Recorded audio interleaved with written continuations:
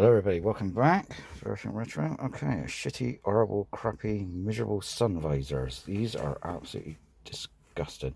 This one was completely seized, couldn't get it to move. So I thought, sod it. Let's go for some Rover P4s. What do you reckon? I had to make homemade brackets, because these are a little bit on the longer, but these are the original fittings. You just slide them out of here. If you were anything like mine, I had to WD it, tap it with an hammer, more grips on it to pull it out, and then it came out. So yeah, so now I got, let's try and steady this up a bit. So now I got these fitted, but they are a bit longer. And I've got a really shaky hand. I had to make some homemade brackets. They're only temporary, so don't go saying, they look shite, you know, look terrible, find something else. They're just temporary. Find something else at a later date. I have got the Rover P4 ones, but they sit down too far down. So, because like, I only had one of these, and this one's seen better days. I don't even, that's how bad it all was, rusty. And when you, that is really brittle. The other one is just, yeah, little bits and a rusty old screw. So I thought, well, you can't knock that. I mean, my headlining's not that brilliant. I mean, it's coming unstitched just here, and the same on that corner there, but I'm not too fussed about headlining as long as the car stays quiet. But yeah, they're not too bad. I mean, they're just a little bit too long. So there's the original fit in there, so they're just a little bit too long, that's all. But yeah, they work. Job's a good one. How much more can you do? There we are. One lot of Rover P4 sun visors in Austin Maxi. There we go. Okay everybody, right. Well, I've been cleaning up today. Been cleaning up the brake servo and trying to clean up the subframe a little bit along here. I'll take the air filter off in a minute. And clean up a little bit of this. Clean up little bits where I can get with just a wire brush and some brake clean and some rag to give it a good clean. Just to make it look tidy. I mean, I've got to wash all this down. This is all gone dirty and filthy. But I want to get this just coated in some black paint. It's not going to look brilliant, but it's going to look a lot tidier than what it does. Now I've got to sort this rocker cover out, because for some reason, I don't know why, somebody stuck a load of, I don't know what kind of sealant that is. They've stuck billions of it around. It's horrible. So if I've got time, I might try and get that rocker cover off today. Give that a good clean up, and I got a new gasket for it, and get that done as well if I can. But I tried to clean up as much as I can, like down in there. There's a few rust spots there, so I'm going to give that a wire brush down, and then give it some rust treatment and put some black on it, and see what I can do with it. I mean, the radiator still stayed really clean and shiny after I took it apart, you know, cleaned it and resprayed it. I can't remember what paint I used for this, really. This was really good paint. I can't remember what it was I used. Enamel, I think it was. Enamel paint. And yeah, there's a few things that do need cleaning around the engine bay. I mean, this alternator was a reconditioned alternator, and it's rusty as hell. And my dynamo I had off, if you remember, and quite a few series back. I stripped it and put new parts inside. And I did give it a coat of paint, but it's gone rusty again. So yeah, well, I can't win with everything, I suppose. But it's just give it a good bit of a clean up. So it's been stuck now for over a year. And yeah, let's crack on and get it done. Let's stop whining about it and let's get on and get some done, eh? Alright.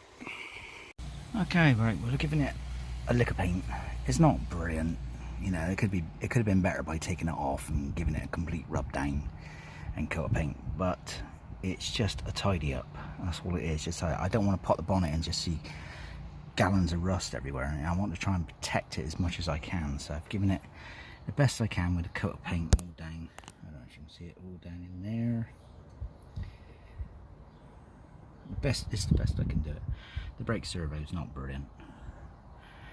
It means I mean, I didn't hand brush it, I just squirted it with a bit of black paint really wherever I can get in there. But it's quite awkward. But yeah, it's a bit of protection, it's not brilliant. Right, that's what else to do.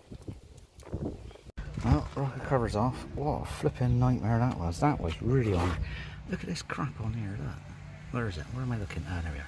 It's got the sun right behind me, it's shining down on the camera and I can't see. But yeah, it's literally gunked up with sealant. I don't know if you can see it or not. It's literally gunked up with sealant. Yeah. Inside the rubber cover is nice though. Okay in there. Even this little mesh down inside there. I'll give all that a clean up. And put a new cover on. Right, let's put this carrier bag over the top of it, right? Okay, today I thought I'd polish the rocker cover, get it all nice and clean. Give it a good polish up. As you can see, it's very grubby, shitty. So anyway, let's stop whining about and let's get on with it. Right, it's just a little bit done. Part of it. Still got all the other to do, but it's coming out. It's all according to how fussy you want to be and how much rubbing down you want to do with wet and dry. But it's just a quick polish to see what it looked like. Alright, let's crack on and do some more. Okay, that's the other side I'm started done. It's got the top and the two sides to do.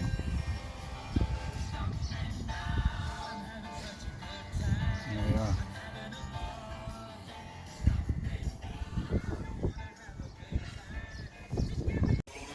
Okay, at the moment I'm wet and drying it down with some rough 120, getting all the, as much of the scratches out as possible. Sorry about the shaky camera, I'm just doing everything on camera at the moment. I don't bother with the GoPro at the moment. I need to sort out about getting a new computer.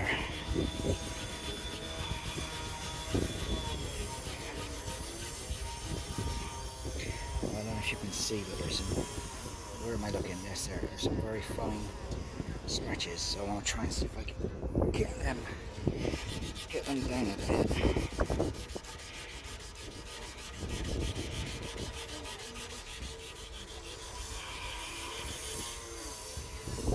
It takes time. It's all according to how fussy you want to be with it and how much of this wet and drying down you want to do. Anyway, you get the gist. So I'm just doing it with 120, and I've got some finer, very fine 120, which is strange because that's 120 and the other one's 120, but you can use 800 wet and dry. And see, this is quite thick for a 120. I don't know what shop I got this from. It's waterproof anyway, I don't know, I just got it from somewhere. It says 120, but it's quite thick, so that's for getting the scratches out. And I've got some fine, so some very fine 120, but you can use 800, and then just put your polish on top afterwards. Anyway, there we go. Okay, at the moment I've stuck a coat of lacquer on it.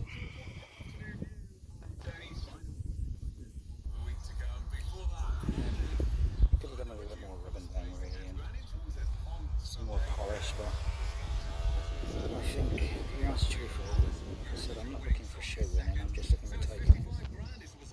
It looks okay to me. Looks fine. God, I can't get on with this thing.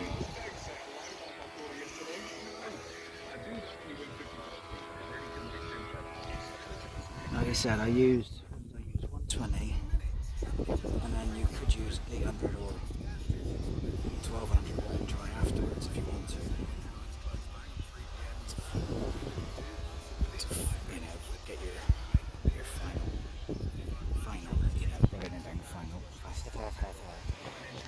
loads of Fs.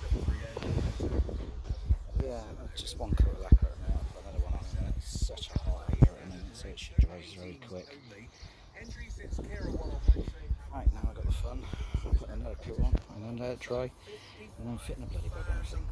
Alright, let's crack on and get on with it and start.